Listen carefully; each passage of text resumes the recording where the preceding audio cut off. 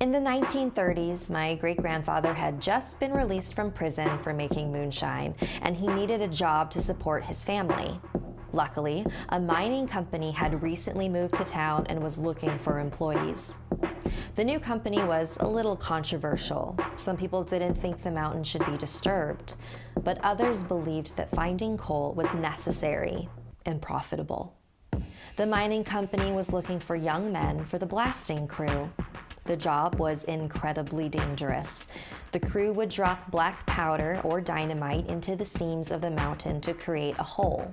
They would then investigate the holes to look for seams of coal so that the company would know where to open the mines. The risk was high, but so was the pay, so my great-grandfather happily accepted his job offer. On his first day, my great-grandfather followed the crew as they blasted a hole in the mountain. It created a small opening, so Jim, the smallest of the crew, was tasked with going inside.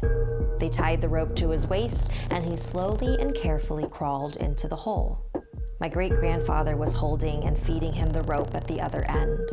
Jim descended further and further into the mountain, far enough that they could no longer see his light from the surface. Then the rope stopped. Hey, I think I just heard something growl. That's not possible, right? "That's just the mountain settling. You're fine," said Bert, one of the older members of the crew. "Keep going." The rope began to move again, much slower this time. Oh my God, hold me up. It's gonna get me. Oh my God. "You're fine, Jimmy." "Wait, I think he's really in trouble," my great-grandfather said, and he began to pull the rope, but it was too heavy. Like something was pulling from the other end. Jim's screams continued to echo from inside the mountain. The other crew members grabbed onto the rope and began pulling until they were launched backwards onto the ground. The rope was no longer heavy. They quickly reeled the rope in. There was nothing on the other end, just fresh blood. Bert stuck his head into the hole. "Oh God, smells like rotting meat," he called out below. "Jim? Jim, are you okay? Answer us!"